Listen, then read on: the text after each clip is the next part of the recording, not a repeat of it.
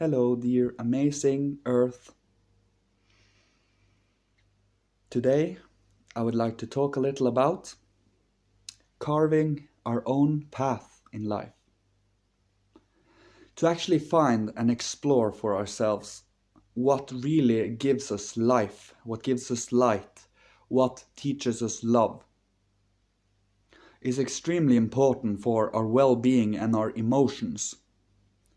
If we are working, or if we are doing something in life that is not our highest calling, if you should say that.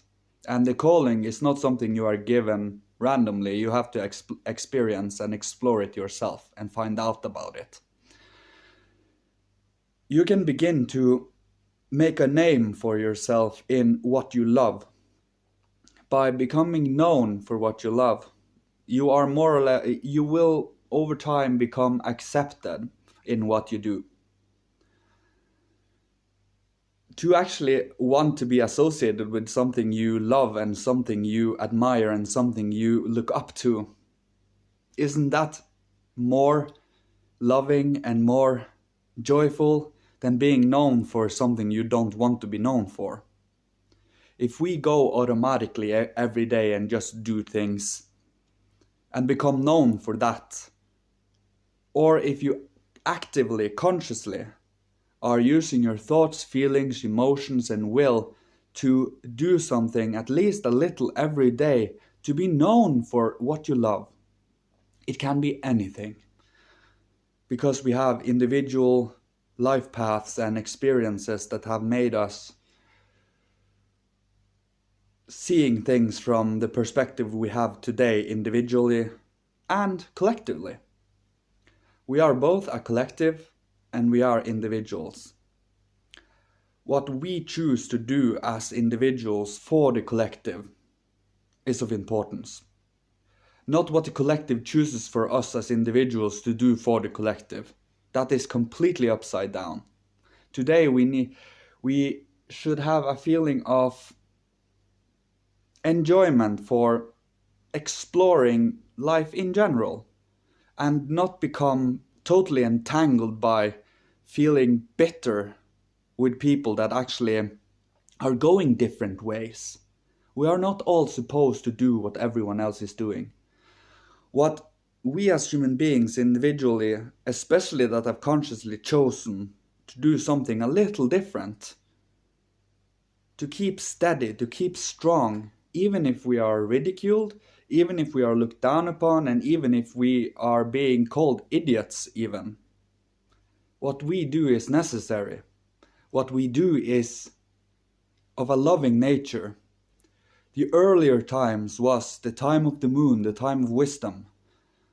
But now we are at the time of earth, the earth times, the time of love, where we consciously choose to build up a love and an understanding for every human being other. That is not a blood relation. It is easy to love a blood relative, because that is more or less what we are expected to do. But to actually love another human being, even if you don't necessarily know him, but love him objectively, consciously, no matter the fault he has. The fault he has is actions he do in the moments, and he will have to do with the karma later. We don't need to judge him for that unless he has done something to someone. But that is a topic for another time. The topic today is the carving of a path. For I can tell you immediately that to work with something we ourselves have chosen in life, based on what we have explored and experienced, based on how we have grown up, based on what strengths we have,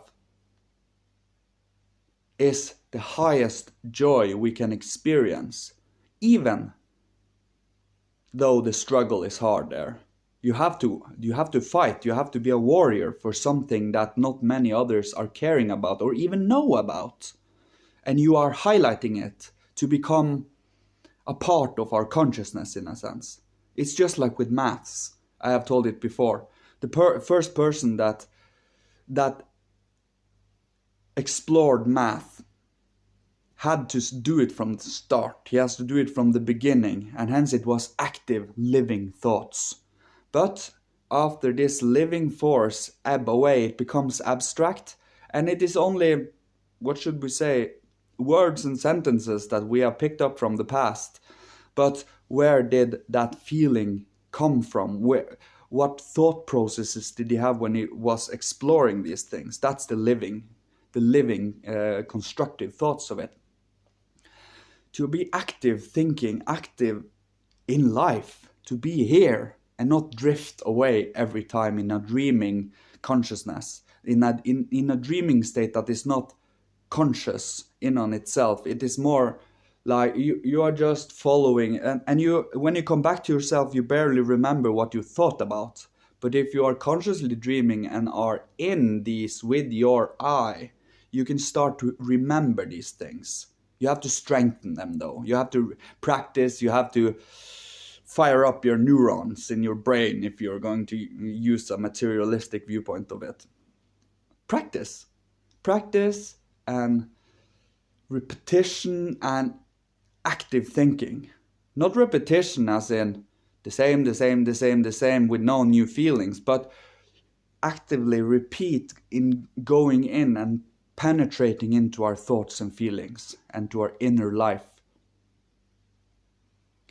It is easy to just observe the nature and observe the physical and just follow it and pick up what we have learned at school and have that in our background as a program to use when we are unsure, and that's a safe spot. But really it is only abstractions and theories. There are no life in it. It is only theories and speculations. Life and spirit really requires living focus. It requires to be alive. It is hard to explain it, but you can experience it. To experience it, then if you have experienced it, you know what I'm talking about. But I am trying to lead our consciousness to that kind of feeling. I am trying to tickle the soul of everyone that's watching, to make a little strike to make the soul move a little again. You know, if we have repeated the same over and over and over again for years, and then something new suddenly comes in, and then you're required to think about it, that is what I'm looking for. Because that introduces something new into our soul. That is a beautiful thing. Of course, there are levels to these. If it is an experience that requires us to grow out of a dark spot, then we have learned from that and we probably won't be as affected by it the next time.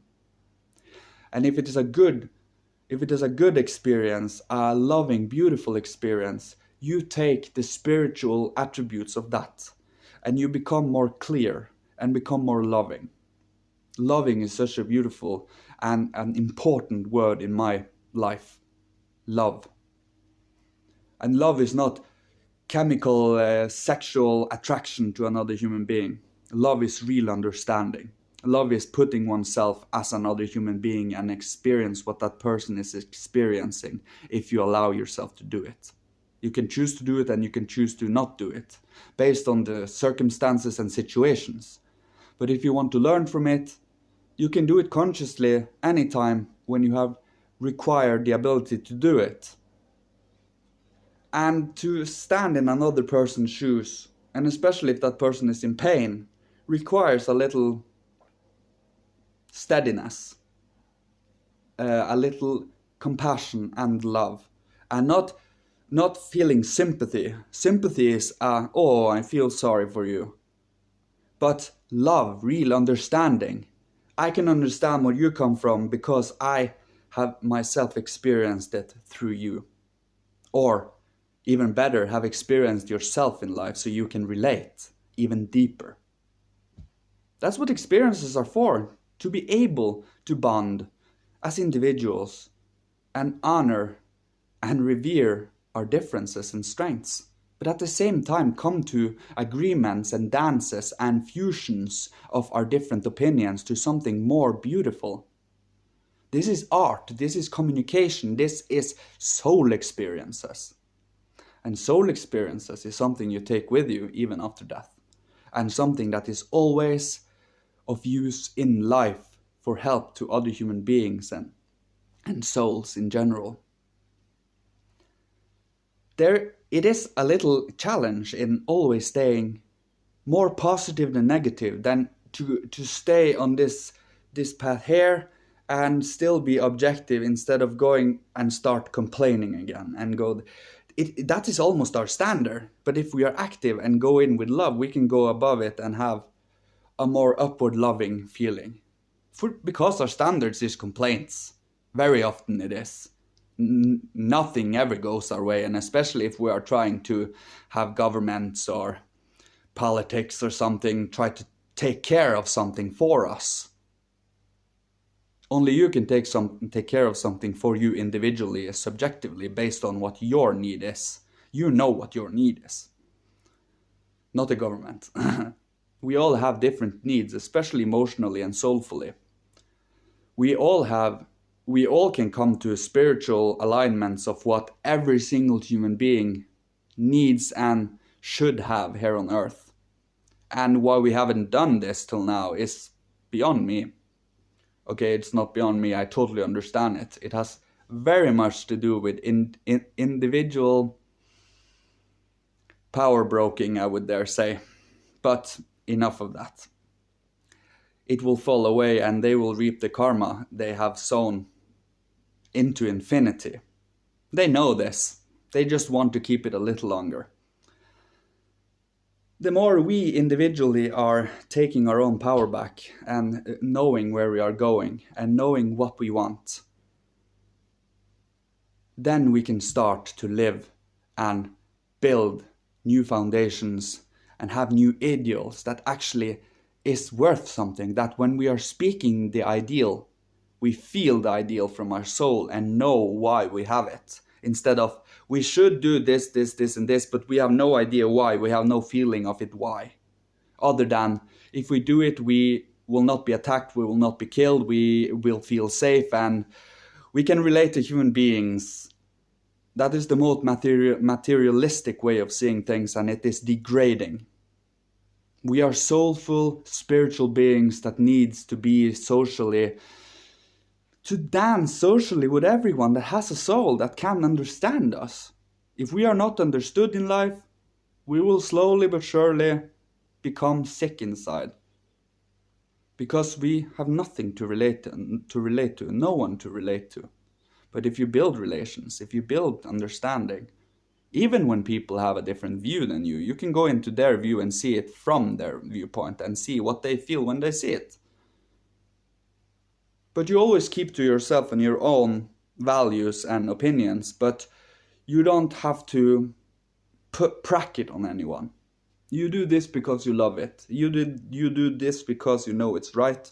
You do it because it is the right path. It is something you yourself have chosen.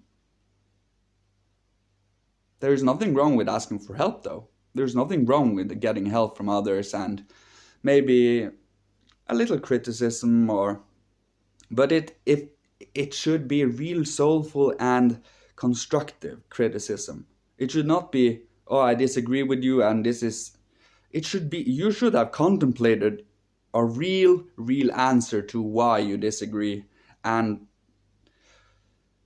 why you should disagree in the first place, when you know you yourself have your answer. Then if you have to disagree and say you disagree, you are not quite sure of your standpoint. Because you have to try to make that other person see it from your viewpoint. And that will almost never happen unless he chooses it himself. That's free will for ya. So why not only try to build up a more objective and universal spiritual language like I am doing, so that when I have experienced a subjective, individual, spiritual experience, and you have experienced a individual, subjective, and unique experience, not unique in that regard, but for yourself, spiritual experience.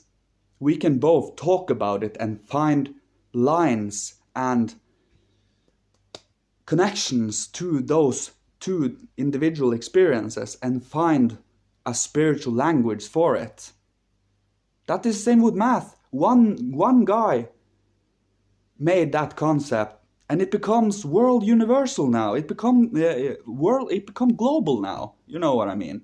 Same with spirit, but we have lost much of spirit in exchange for our I consciousness now. And since we now are becoming more individual and choose with our I consciousness, we can begin to build our spiritual faculties from our I with new ways of seeing things.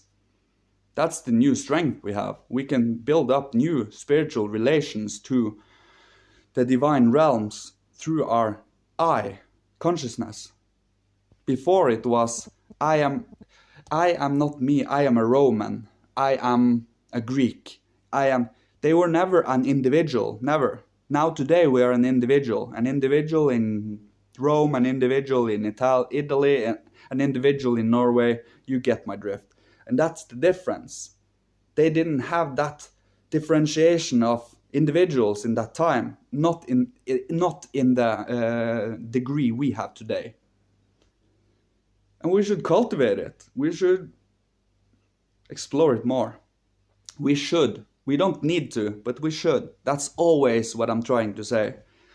Use your own discernment, free will, and strength to find out about these things. And you will not be disappointed, especially if you're open with your heart. That's what I had to say today. I just wanted to be a little more, I call it chaotic and associating. I jump from one association to another, but I do it in a framework. And I'm pretty sure that everything I talk about is of use to someone. It's of use to someone that wants it, and you don't have to take anything of it. From my viewpoint, you get just as much joy from doing other things. But it is beautiful to listen to someone talk about something that's not necessarily spoken about very often in today's society. And I love being open, and I love being artistic, to being open with my heart, I just want to help. I just want to really cultivate something that we human beings need every day, every moment, so that everyone can benefit from it. That's my path and that's my life. And of course I do some individual stuff. I am an ego too. I have an individual viewpoint, so I don't sacrifice my whole being to become the world. I am still an individual in the world that works for the world. That's what I mean. May the divine hierarchies, the Godhead and Christ and all the ascended masters and our ancestors bless us and guide us and give us wisdom and knowledge for this path we are walking in this day and age. Goodbye. Love you all.